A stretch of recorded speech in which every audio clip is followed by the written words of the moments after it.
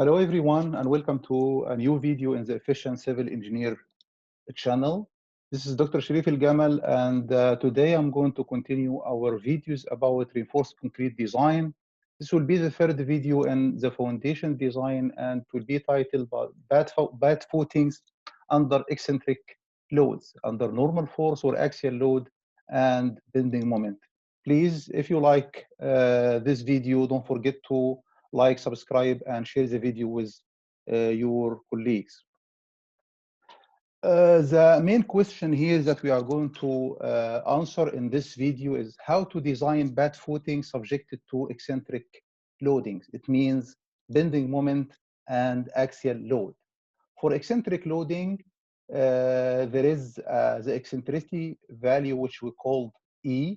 This E equals the value of the bending moment divided by the axial force. So this will be the eccentricity. And we have three different types of this eccentricity depending on the value of E.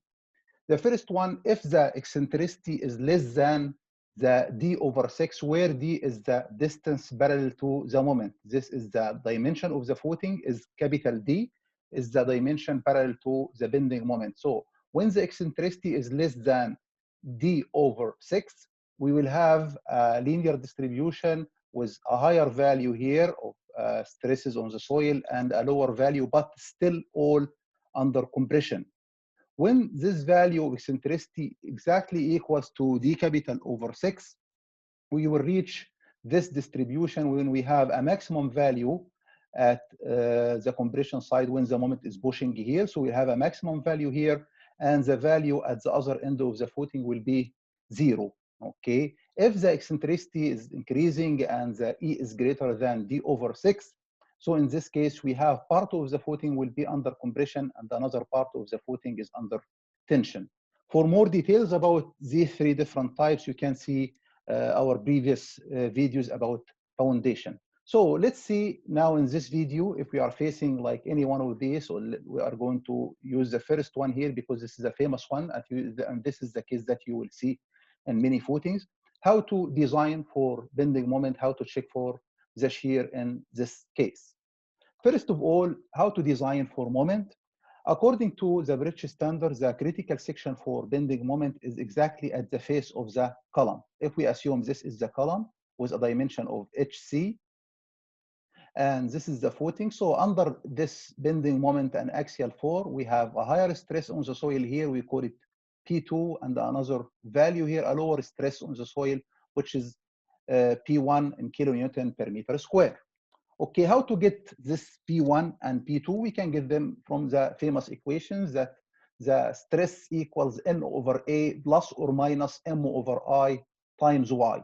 And in a case of bad footing with a dimension of D capital and B capital here, we can just replace the value of Y and an I, and we'll reach this equation here, N/B times D minus or plus 6M/BD square. So by substituting the values of B and D and M and N, we can get the value of B1 and get the value of B2. Okay, now how to design for reinforcement? We need to get the maximum bending moment and at the face of the column. And in this case, of course, it will be from this side because the stresses here are higher than the other stress. So we can check at this section at the face of the column and we get the value of bending moment. And once we have the moment, we can use the usual equation to design for reinforcement and get the area of reinforcement. So how to do that? First of all, we have to find the stress exactly at the face of the column, or P at face of the column. And this is, you can get them using also the same equation here, N/A plus M/I times Y, but the Y in this case will be the distance from the center line of the footing to the section where you want to get the stress. In this case, if you can use this equation here and you replace the Y by HC/2, the width of the column here over 2, and keep the I as it is, which is B times D cube over 12. N and A are known, and also the moment is given to you, so you can get the value of B at face. Another method you can use a triangle here, and from the similarity of triangles, you can also get the value of B face. Once we have this value, so now the idea is to get the moment at this section, at the face of the column. How to do that? We can divide this trapezoidal stress here into two values. It can be divided into a rectangle, okay, and then you have a triangle here. Another one will divide them into two triangles, but here we choose to divide into a triangle and a rectangle. For the triangle here, we have to get this force, we call it F capital 1. How much is the force here? This force equals this stress, B face, times this area. Okay, so it will be B face times L times B capital. B face times L times B capital, it will be as kilonewton. And also we can find another force, the force for this triangle, and again it will be this distance from here to here, okay, which is equals to P2 minus P face, so it will be only this distance here, times the length of the triangle times half to get the area of the triangle times the length of the footing, which is the B capital. So again, the F2 equals half times P2 minus P face times L, which is the distance from the face of the column to the end of the footing, times B, which is the width of the footing. Once you get the F1 and F2, so now it is easy to find the moment. Finding the moment equals the force times lever arm. So the moment at the face of the column here equals F1 times its distance, which is L over 2, plus F2 times its distance, which is here 2 over 3L. So again, the moment here equals F1 times L over 2 plus F2 times the distance here 2 over 3 times this L. Once we got the moment, so we can use the regular equation calculating the K, calculating the Z, calculating the area steel in the long direction. How about the reinforcement in the other direction, which is in the short direction? Okay, the reinforcement in the short direction, we have the stresses is changing from this point to that point, and we are going to take a section here. So in this case, we can use the regular case when we have concentric loading, so we can get the average of B1 and P2. So the average B equals N over BD without the effect of bending moment, or whatever the value you have it here, and here you can get the average of P1 and P2. This will be the stress, and then you can use the regular equations that we used when we solved it for concentric loading. If you want, you can check our previous video about footing under concentric loading.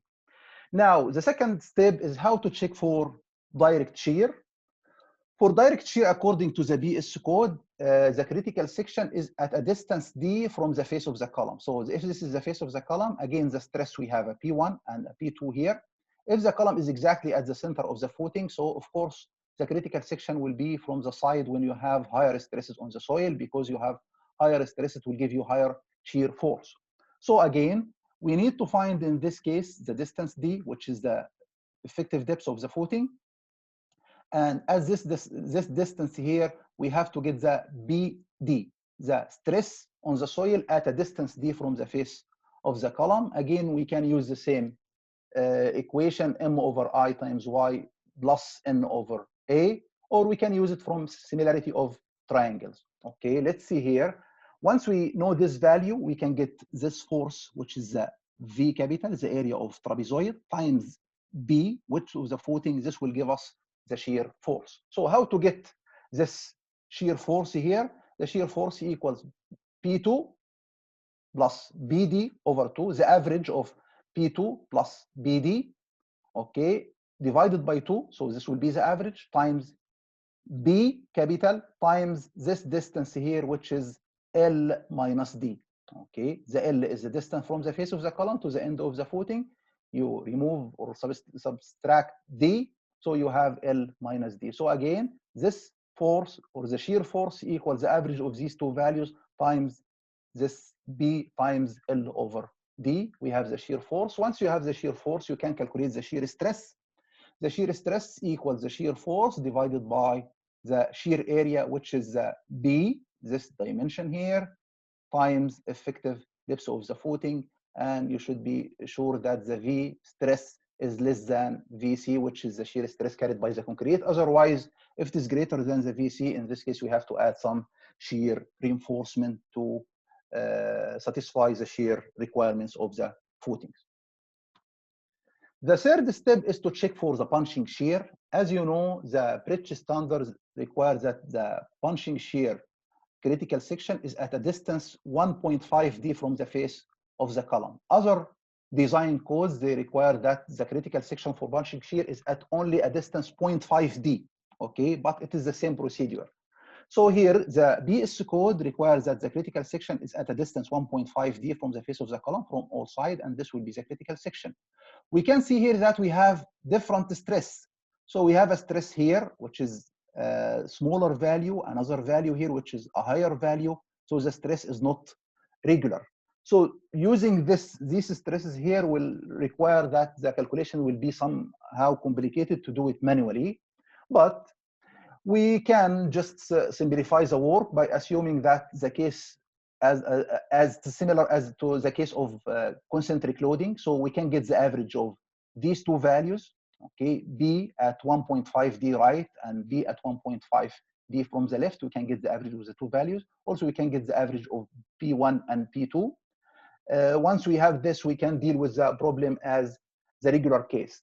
If you have the column is exactly at the center line of the footing, so the average of B2 and B1 will be equal to the N over B times D, which is the case of concentric loading. And again, also the average of B at 1.5D from right and B 1.5D from the left will be again equal to B, which is N over BD. So to simplify this case, we can assume that the bending moment will not affect here, and the normal force only, we have an axial force on the footing, and we'll get the average value due to N over BD, or the average of the values that we have it here. And then we are going to follow the same steps that we use to check for punching shear. If you want to go and check that, you can check in video number 1 and video number 2 about footing. Okay, to clarify this case, let's go and see a fast example, and we solve it together to see how we can apply this equation and this procedure.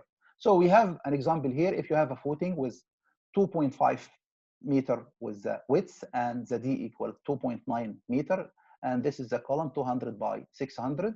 We assume here the effective depth equals 0.5 meter, and the normal force or axial ultimate load equals 1,500 kilonewton, and the ultimate bending moment about y axis equals 100 kilonewton meter, and it is required to design and to check for the direct shear. Okay, so how can we deal with that? First of all, we have to check the value of E. The eccentricity equals M over N. So the M over N equals 100 divided by 1,500 equals 0.066 meter. Okay, now we need to get the value of this E. Is it greater than or less than the value of D over 6? So we can see here that the E is much less than the D capital over 6. So it means no tension under the footing, and we have the famous case that we have compression in both sides, but higher compression where the moment is applied here, and lower compressive stresses on the other side. So we have P1 and P2. If you want to get the value of L here, this L equals D minus 600 divided by 2. So we can find the L in this problem is 1.15 meter. Okay, so let's now design for reinforcement in the long direction, which is the long direction here. So as we just explained a few minutes ago, we have to find the stress at the face of the column, the B at the face of the column. So to do that, we have first also to get the P1 and P2. For P1 and P2, we'll use the famous equation N over BT minus 6M over BD square. And to get the P2, it is the same equation, but instead of minus here, we are going to use the plus. We substitute the value of N by 1,500. B and D is 2.5 times 2.9 minus 6 times M, which is 100 kilonewton meter, divided by B times D square. So this will result in a stress of 178 kilonewton per meter square, which is the P1. Again, substitute with the same equation here, but instead of the minus, we'll use the plus. So it will give us another value here, which is P2 of 235 kilonewton per meter square. So once we get this one, we need to find the P at the face of the column. We can use it from the triangle here. So it equals to P1, this value here, plus the smaller value that we have it here. Okay, let's see this, how to do this together. So it equals to this value plus another value here. Okay, this value is the P1, and this smaller value we can get it from this triangle. So this value here equals the difference, which is this distance. It is P2 minus P1, okay, times this length here divided by the total length. So the value of B face here equals P1 plus P2 minus P1, which is this height, times this distance, which is HC plus L divided by the whole width of the footing, which is the D capital. So substituting this into this equation here, we'll find that the stress at the face of the column equals to 2.8 kilonewton per meter square. Once we did that, we will be able to get the value of forces here. We'll divide our trapezoid here into two values, a triangle value and a rectangular value. But let's remove these values here. So once we did that, we get the F1. F1 equals the P face times L times B. So it is 212.8, which is the P face, times 1.15, which is the L here, times B, which is 2.5, and we have a force of 611.8 kilonewton. And then we are going to repeat this, but only for the triangles that we have it here. For the triangle, F2 equals this height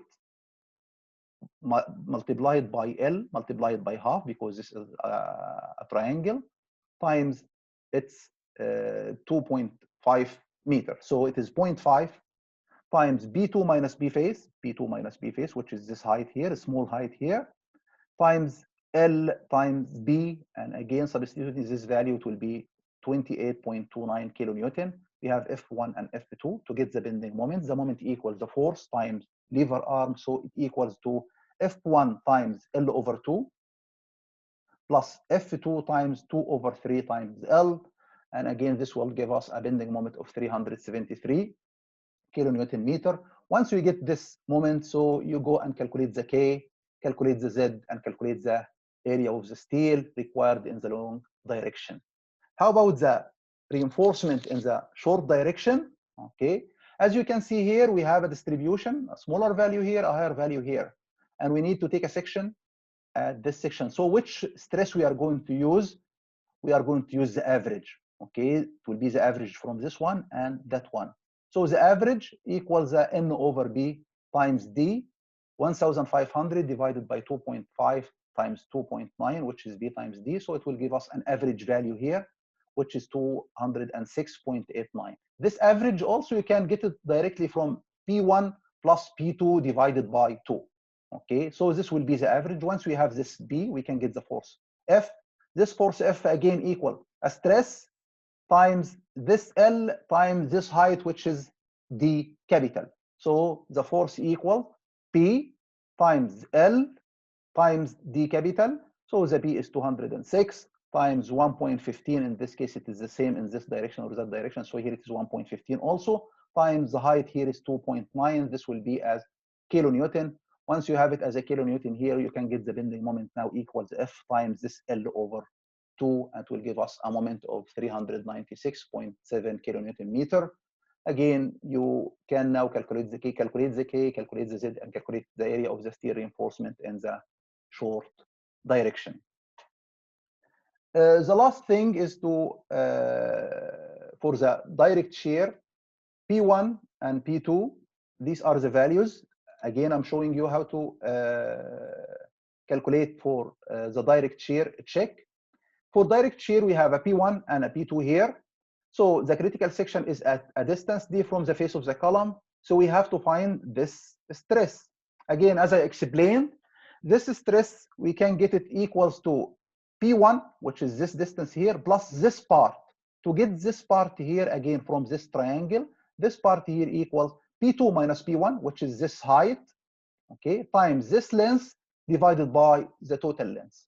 So it equals to P1, which is this part, plus this part here, P2 minus P1 times this distance, which is L plus HC plus D, divided by the total length of the footing, which is the D capital. Okay, substitute these values, we'll get the shear compressive stress under the footing here equals 222.6 kilonewton at a distance D from the face of the column. Once I have this value, so I can get the value of V. How to get the value of V? We need to get only the value of, or the area of this trapezoid multiplied by this distance. So to get this area of the trapezoid, it is the value here to be the average of B at distance D and B2. So to get the average, so it will be B2 plus BD divided by 2. So this will be the average multiplied by B, the value of B here, 2.5, multiplied by this distance, which is L minus D. So it is the average of the stress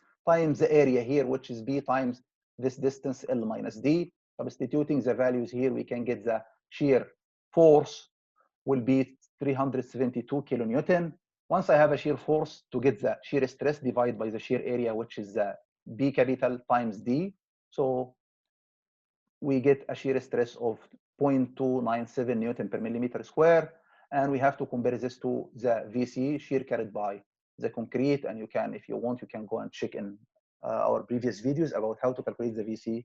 And if the V here is less than VC, it means the shear is safe. If it is greater than VC, we can add shear reinforcement to resist this higher shear stresses.